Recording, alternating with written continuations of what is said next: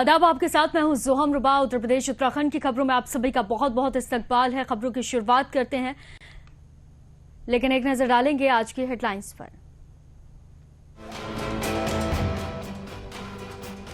CM योगी ने कांवड़ यात्रियों से की अपील, बोले शिव भक्ति के साथ अनुशासन भी जरूरी।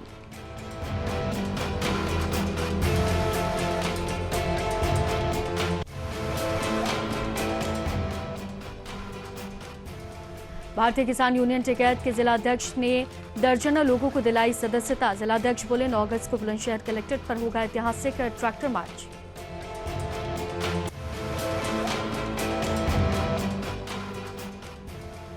आगरा में ताजमहल कावड़ लेकर पहुंची महिला, बोली यही कावड़ चढ़ाऊंगी, मुझे सपने में भोलेनाथ ने बुलाया।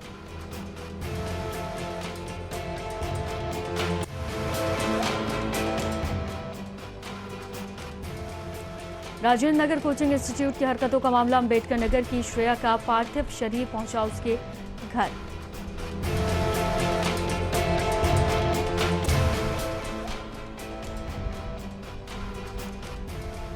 गाजीपुर में बोलेरो के धक्के से 2 कांवड़ियों की हुई मौत, 2 लोगों की जांच में जुटी पुलिस।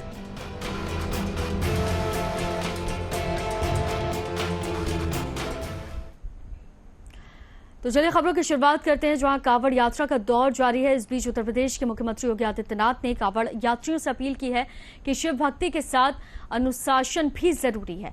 इन्होंने कहा कि मामूली बात पर गुस्सा और तोड़फोड़ की खबरें आए दिन आ रही हैं। सीएम ने कहा कि सुगम और सुनिश्चित कांवड़ यात्रा के लिए राज्य और केंद्र सरकार के द्वारा राज्य में उचित व्यवस्था की गई है, ताकि किसी भी समस्या का सामना न करना पड़े। कोई भी पूजा आत्म अनुशासन के बिना संभव नहीं है।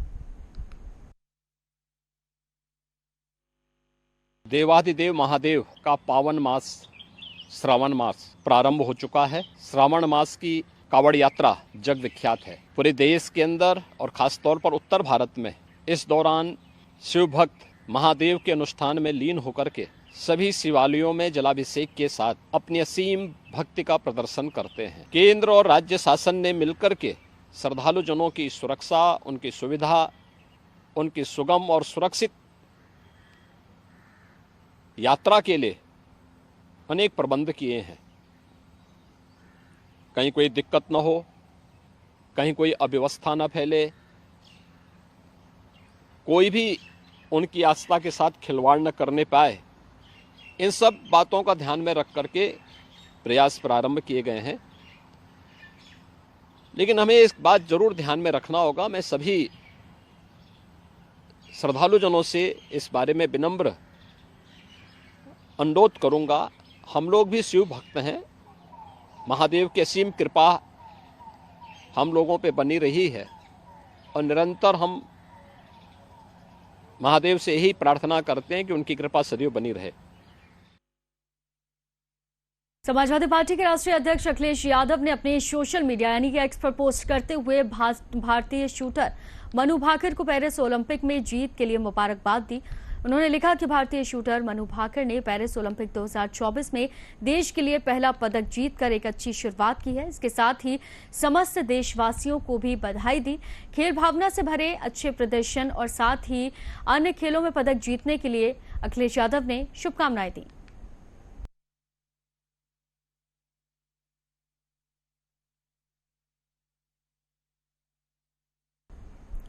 तो वहीं भारतीय किसान यूनियन टिकैत के जिलाध्यक्ष ने दर्जनों लोगों को सदस्यता दिलाई। टिकैत के कार्यकर्ताओं ने जिलाध्यक्ष अरब सिंह का फूलमाला पहनाकर जोरदार स्वागत किया। इस दौरान जिलाध्यक्ष अरब सिंह ने बताया कि जो दर्जन कार्यकर्ता टिकैत छोड़कर भारतीय किसान यूनियन राजनीतिक में चले गए थे, उनकी आज घर वापसी हुई है, जो जिम्मेदारी से संगठन का काम मजबूत करेंगे और संगठन को मजबूती की ओर आगे ले जाएंगे। हमेशा हम उनके साथ खड़े रहेंगे। जिलाध्यक्ष ने कहा कि आने वाली 9 तारीख को बुलंदशहर कलेक्ट्रेट गेट पर विभिन्न समस्याओं को लेकर ऐतिहासिक ट्रैक्टर मार्च करेंगे।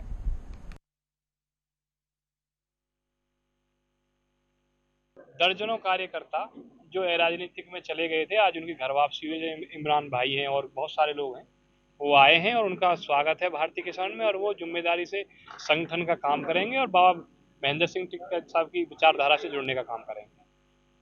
और आने वाली 9 तारीख को ऐतिहासिक ट्रैक्टर मार्च होगा कलेक्ट्रेट पे विभिन्न समस्याओं को लेकर, उसमें सारे पूरा जिला सहयोग करेगा। और जो ये सरकार है, ये सरकार किसानों को लूटने का, खसोटने का काम कर रही है। हर वादे पे ये फेल रही है।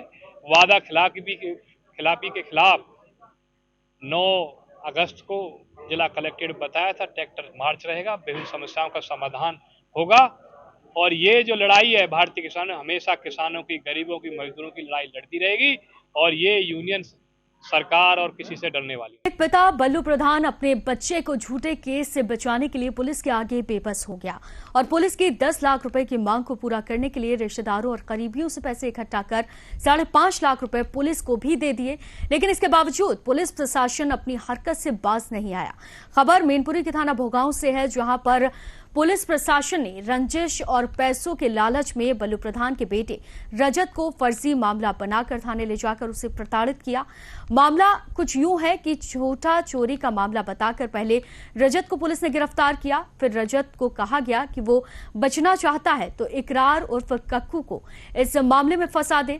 रजत के मना करने के बावजूद एक कागज पर झूठा बयान लिखवाकर जबरन उसका साइन करवा लिया गया, जिसके बाद में पुलिस ने इकरार उर्फ कक्कू के खिलाफ एक झूठी एफआईआर भी दर्ज कर ली।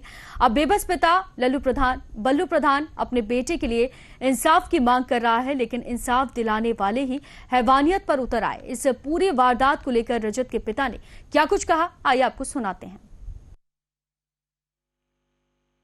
और हमारे घर पे हम मार्केट से आए, हमारे घर पे पुलिस फोर्स आ गया। मार्केट से आने के बाद तुरंत उन्होंने हमें रोका और बताया ये गाड़ी कहाँ से लाए। हमने की मत कहाँ से ली, किस नंबर है। हमने नंबर ये है, कागज़ दिखाइए। हमने कागज़ भी दिखा दिए। कागज़ दिखाने के बाद उन्हें कि तुम्हारा लड़का कहाँ। हमने मेरा लड़का हदिया पे बैठा है, चलिए गाड़ी लेके। हम गाड़ी लेके गए वहाँ पर। गाड़ी ले जाने के बाद उन्होंने कागज़ देखे, लड़के पूछी कहाँ से गाड़ी ली आपने। तो उसने बताया कि मैंने ऐसे ऐसे मथुरा से गाड़ी खरीदी है और वो भी मैं गाड़ी की किस्तें चला रहा हूँ बराबर। हाँ, बराबर किस्तें चला रहा हूँ मैं गाड़ी की। और गाड़ी किस्तें चलने के बाद फिर वहाँ बातचीत इतनी ज़्यादा बहस करने लड़के, वो एकदम तो इन्हें मारपीट करी। तो ये बता गाड़ी चोरी की कहाँ से है। लेकिन चोरी की है नहीं गाड़ी, मेरी ओरिजिनल गाड़ी है। कि नहीं गाड़ी चोरी की है। बता इसमें कौन कौन शामिल है। उसने कि कोई शामिल ही नहीं, मैंने गाड़ी सीधी मूल खरीदी। कि नहीं शामिल है इसमें कोई। तो वहीं सावन के दूसरे सोमवार के दिन हिंदू महासभा की महिला कार्यकर्ता मीरा राठौर आगरा के ताजमहल पर कावड़ चढ़ाने के लिए पहुंच गई। ताजमहल पर महिला कावड़ चढ़ाने के लिए पहुंची महिला को फोर्स ने पश्चिमी गेट बैरियर पर ही रोक लिया। तो वहीं हिंदू महासभा महिला जिलाध्यक्ष ने कहा कि मुझे बाबा भोले ने बुलाया है, इसीलिए ताजमहल पर गंगा जल चढ़ाऊंगी। इस बात को लेकर महिला जिद पर अड़ी रही, हालांकि महिला को वहां पर रोक लिया गया। मेरा नाम मीरा राठौर है, आगरे से जिला अध्यक्ष हिंदू महासभा की। मैं तेजे हिमालय पे जे कांवर चढ़ाने के लिए आए हैं। मेरे भोले बाबा ने बुलाया तो मैं कांवर लेके आई हूँ। मेरे भोले बाबा ने बुलाया तो मैं आई। मेरे को सपने में बुलाया तो मैं परसों गई हूँ और आज आई हूँ। जब मेरे भोले बाबा ने मुझे सपने में बुलाया तो मैं कांवर लेके आई हूँ और मुझे कांवर चढ़ानी है। तो वहीं देश के प्रधानमंत्री नरेंद्र मोदी के आह्वान पर एक पेड़ मां के नाम अभियान बड़ी तेजी से चल रहा है, जिसके चलते आज रुड़की के डंडेरा स्थित श्याम एन्क्लेव में वृहद वृक्षारोपण कार्यक्रम में पहुंचे जिला पंचायत अध्यक्ष किरण चौधरी और प्रमुख समाज सेवी अविनाश त्यागी के द्वारा बड़े पैमाने पर वृक्षारोपण किया गया। इस दौरान बड़ी संख्या में स्थानीय लोग भी यहां पर मौजूद रहे। पार्टी का एक बहुत मुख्य प्रोग्राम चला हुआ है, एक पेड़ माँ के नाम। उसी के तहत आज इस अवनीश भाई त्यागी जी की कॉलोनी में हम सब लोग इकट्ठे होकर पेड़ लगाने का काम कर रहे हैं। पेड़ लगाएंगे तो जब भी जीवन बचेगा।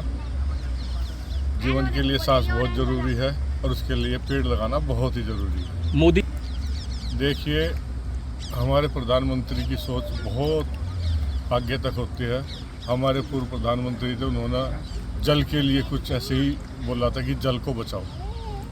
अगला आने वाला विश्व का युद्ध जल पर होने वाला। तो वहीं Ramnagar corporate Gypsy welfare association के चुनाव में जगदीश चिमवाल अध्यक्ष चुने गए। उन्होंने अपने निकटतम प्रत्याशी प्रेम मेहरा को 112 वोट से हराया। इसके अलावा उपाध्यक्ष पद पर मोहम्मद फैसल, राजेश कुमार, उप सचिव पद पर उमर मोहम्मद और कोषाध्यक्ष नूर मोहम्मद बने। Corporate Gypsy welfare association Ramnagar का चुनाव तेलीपुरा स्थित एक रिजॉर्ट में हुआ। इसमें एसोसिएशन से जुड़े 351 मतदाताओं ने अपने मत का प्रयोग किया।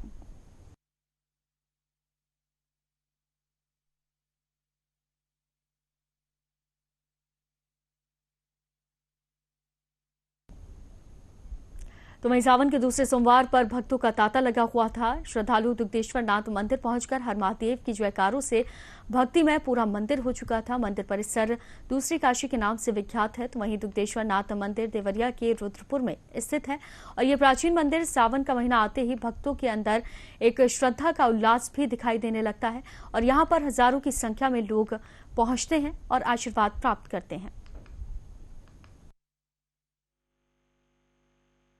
आज जो है सावन मास का द्वितीय सोमवार है और यहाँ पर काफ़ी संख्या में श्रद्धालु रात्रि 12 बजे तक ही मंदिर पे आ गए थे। मंदिर का कपाट 2 बजे खोल दिया गया है श्रद्धालुओं के लिए। उसके बाद से अनवरत अभी तक श्रद्धालु भगवान का जलाभिषेक कर रहे हैं और अपनी मनोकामनाओं के लिए तो वहीं उन्नाव में राजकीय इंटर कॉलेज के एक शिक्षक पर छात्रों ने पीटने का आरोप लगाया। परिजनों ने इसकी शिकायत की तो शिक्षक ने उन्हें धमकाकर भगा दिया, जिसके बाद राष्ट्रीय सैनिक छात्र सेवा परिषद के अध्यक्ष ने डीएम को लिखित शिकायत देकर शिक्षक पर कार्रवाई की मांग की है। मामला ये था कि एक राजकीय इंटर कॉलेज चमरौली उन्नाव में है, जहाँ पर हमको सूचना मिली कि वहाँ के बच्चों को पहले तो एक सूचना ये मिली था एडमिशन नहीं ले रहे थे। वहीं के कॉलेज के जो बच्चे थे उन्हीं का एडमिशन नहीं लिया जा रहा था। हम लोग मौके पे पहुँचे तो वहाँ के जो टीचर थे उनसे बात की तो उन्होंने कहा ठीक है आप 31 तारीख को आइए, हम लोग एडमिशन करेंगे। उसके बाद उसी रंजिश को ले के क्या है क्या मामला नहीं, उसके बाद मेरे को कल फिर एक सूचना मिली कि वहाँ के एक चौधरी जो शिक्षक हैं उन्होंने एक बच्चे को 2 बच्चे थे वहाँ पर, उन दोनों को इतना पीटा कि उनके चोट भी आई। मतलब अंदर से बोल रहे भैया हमें यहाँ दर्द हो रहा वहाँ दर्द। तो मैं उस मामले को जहाँ बुलंदशहर की कोतवाली अनूप शहर के कत्यावली गांव में लोगों का आरोप है कि अधिकारी जनता को धमकाते हैं। एसडीएम अनूप शहर का एक महिला को धमकाने का एक वीडियो भी वायरल हुआ। एसडीएम के दुर्व्यवहार के बाद गांव का माहौल बिगड़ता देख सीओ अनूप सिंह ने लोगों को शांत कराया और साथ ही एसडीएम नवीन कुमार ने आरोपों को निराधार बताया।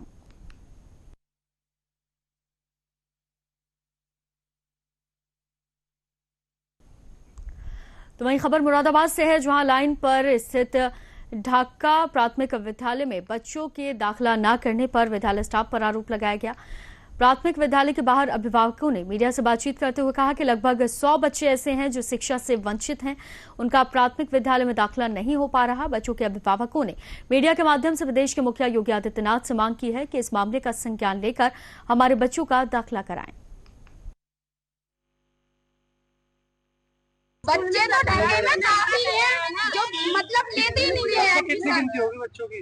लगभग है 100 बच्चे तो हैं, 100 बच्चे हैं जो ऐसे मतलब गली गलियारों में फिरते रहते हैं और ये गिनती के बच्चे लेते हैं। लेकिन ये एडमिशन नहीं कर रहे। एडमिशन नहीं करते, कहते हैं पहले प्राइवेट में पढ़ाओ फिर यहाँ पढ़ाओ। हम प्राइवेट में पढ़ाने के लिए जाते हैं, फिर वहाँ से टीसी कटवा के फिर इनके पास आओ तो हमारी फिर भी नहीं ये कर रहे। तो वहीं मुरादाबाद में सिविल लाइंस थाना इलाके के अगवानपुर कस्बे में गृह कलेश के चलते युवक ने आत्मघाती कदम उठाया। पहले चाकू से पत्नी पर ताबड़तोड़ वार कर पत्नी को लहूलुहान कर दिया और बाद में खुद पर चाकू से वार कर लिया। इसकी मौके पर ही जिससे मौत हो गई। पुलिस ने शव को पोस्टमार्टम के लिए भेज दिया। घायल पत्नी को निजी अस्पताल में भर्ती कराया गया। पुलिस मामले की जांच में जुटी हुई है। ये आज सुबह अगवानपुर चौकी क्षेत्र थाना सिविल लाइंस में एक प्रकरण संज्ञान में आया कि महिला जिसके गले पर एक शार्प इंजरी थी टीएम में भर्ती की गई थी।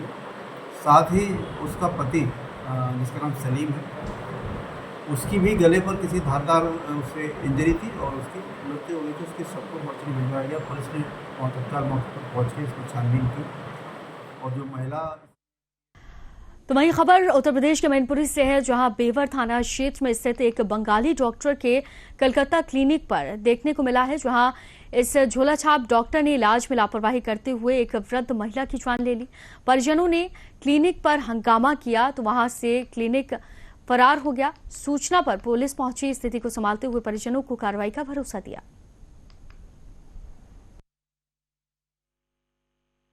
यही हम खाली यहीं लेके आए।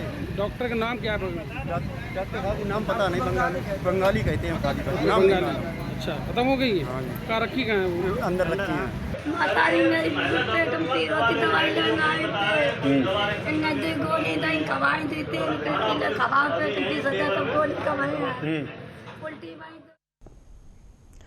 तो वहीं दिल्ली के राजेंद्र नगर में कोचिंग के बेसमेंट में पानी भरने से अंबेडकर नगर की श्रेया यादव की मौत हो गई। आज छात्रा श्रेया यादव का शव देर रात घर पहुंचा। आपको बता दें कि श्रेया यूपीएससी की तैयारी कर रही थी। अंतिम संस्कार के लिए टांडा के महादेवा घाट पर ले जाया गया, जहां एसडीएम सदर सौरभ शुक्ला ने गांव में पहुंचकर मृतक छात्रा को श्रद्धांजलि अर्पित की।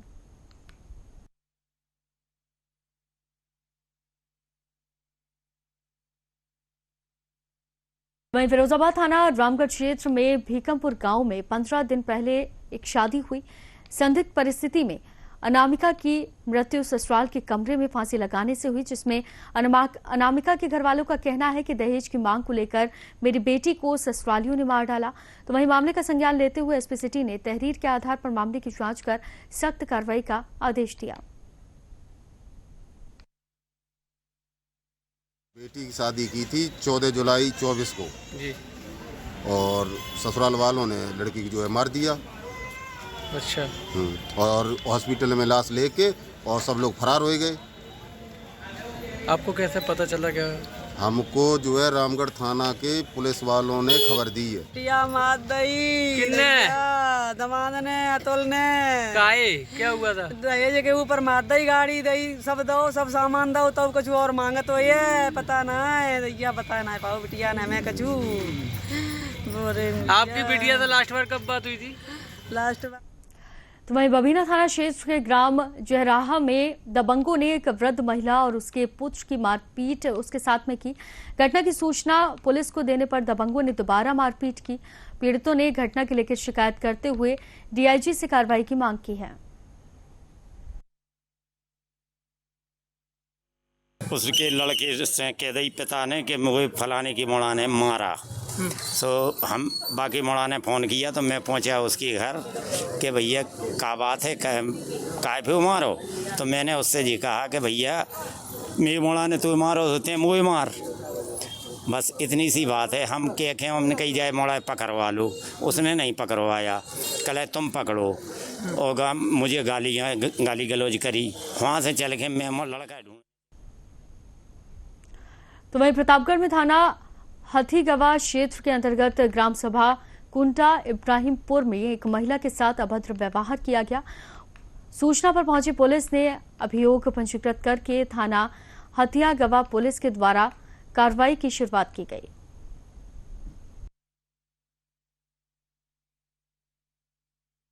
हरिलाल पटेल व उसके परिवार के सदस्य में कुछ गांव वालों की पंचायत हुई, जिसमें हरिलाल पटेल की पत्नी के गांव के लवकुश के साथ संबंध थे तथा उनसे फ़ोन से बातें करती थी। इसी बात को लेकर उसका पति व परिवार वाले मना करते थे।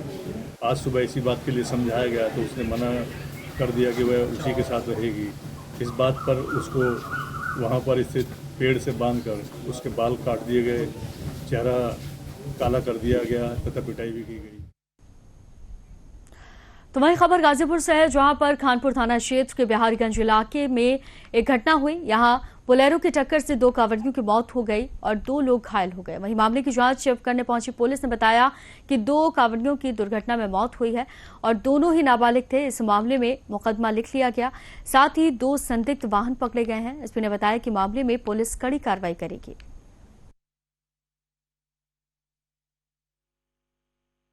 कल रात एक सूचना प्राप्त हुई थी रात में लगभग 9 बजे कि थाना खानपुर क्षेत्र अंतर्गत जो आजमगढ़ बिहारी मार्ग है, वहाँ पर कुछ कांवड़ियों की एक दुर्घटना में मृत्यु हुई है और एक कांवड़िया घायल था और एक कांवड़िया की मौके पर ही मृत्यु हुई थी। जो घायल कांवड़िया था उसको हम लोगों ने तत्काल मेडिकल कॉलेज रेफर करवाया था, लेकिन वहाँ पर उसकी वहाँ पर मृत्यु हुई। तो वहीं रेलवे कर्मचारी झांसी से करौंदा रेलवे स्टेशन ड्यूटी करने जा रहे थे। ललितपुर शरद कोतवाली अंतर्गत ग्राम जोगपुरा में बोलेरो कार तेजी से रफ्तार खो बैठी, जिसे देखकर वो नियंत्रित खुद को नहीं कर पाई। कार पलट गई, पेड़ से टकरा गई। गनीमत ये रही कि कार के एयरबैग खुल गए, जिससे मौके पर मौजूद लोगों ने आनन फानन में दोनों घायलों को कार से बाहर निकालकर जिला अस्पताल में भर्ती कराया। दोनों झांसी के निवासी बताए जा रहे हैं, जो कि ललितपुर बीना स्टेशन के बीच में करौंदा रेलवे स्टेशन के पास की यह घटना है, जिसके बाद स्थानीय लोगों की मदद से घायलों को अस्पताल में भर्ती कराया गया। बोलेरो बचाने के चक्कर में हुआ, सामने जो बोलेरो गाड़ी थी, घाटी गाड़ी तो एकदम घूम गई, गाड़ी पेड़ में जाके घट गई। कहाँ से निवासी हैं आप लोग? झांसी से। किस पद क्या काम करते हैं? रेलवे विभाग में। तो चलिए खबरों में आगे बढ़ते हैं। लगभग 2 दिन पहले गोविंद सागर बांध में मछली पकड़ने के लिए गए युवक का आज शव बरामद हुआ है। आपको बता दें कि तीसरे दिन एडीएम ललितपुर ने लेटर से ललितपुर पहुंची एसडीआरएफ की टीम ने 1 घंटे के भीतर ही शहजार नदी में इद्रीश की बॉडी को ढूंढ निकाला है। पुलिस के द्वारा परिजनों को इसकी सूचना दी गई है, जिसके लिए शिनाख्त के लिए बुलाया गया। पुलिस ने शव को अपने कब्जे में लेकर पोस्टमार्टम के लिए भेज दिया है, साथ ही छानबीन करना शुरू कर दिया। देखिए, 2 दिवस पूर्व एक युवक मछली मारने के उद्देश्य से गोविंद सागर डैम में गया था। अलार्म के बाद भी वो नहीं निकल के आ पाया था। अगली सुबह हम लोगों को सूचना मिली तो इस पर तत्काल प्रभाव से खोजबीन जारी हुई और उसी के साथ आज राज्य आपदा मोचन बल के सदस्य बुलाए गए और उनके द्वारा आज यहीं पर खरबला के पास में थोड़ी दूरी पर वो बॉडी पानी के अंदर मिली है, जिसको उनके परिजनों के द्वारा शिनाख्त। तो वहीं ललितपुर के सदर कोतवाली अंतर्गत ग्राम पचौनी से निकली शहजाद नदी में एक बोरी में भरा अज्ञात शव मिलने से हड़कंप मच गया। सूचना पाकर पुलिस मौके पर पहुंची, लेकिन तेज बहाव होने के कारण शव पानी में बहता हुआ बासी की ओर चला गया और ये सुबह बासी के समीप शव दोबारा नजर आया, जिसके बाद पुलिस ने शव को अपने कब्जे में लेकर कार्रवाई शुरू कर दी है। शव महिला का बताया जा रहा है, अभी तक उसकी पहचान नहीं हो पाई है।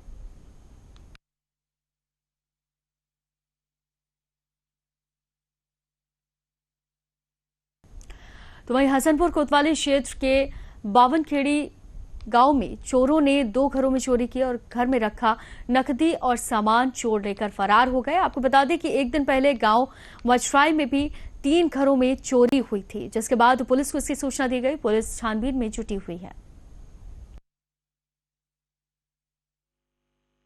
5-5.5 लाख रुपए कैश है और 3-4 तोले सोना था। पुलिस को सूचना दे दी? हाँ, पुलिस को 112 डाल कर दी। कैसे पता चला आपको? हमें तो सुबह पता चला, 6 बजे जब उठे हैं सुबह। हम जो पैसे निकालने को गए थे किसी को देने, तो हम जो है हमारा लोगों को सब पता था, सामान देखना था। कुंडी का जो मामला है क्या है? मतलब कौन सी कुंडी? ये कुंडी अंदर की लगी।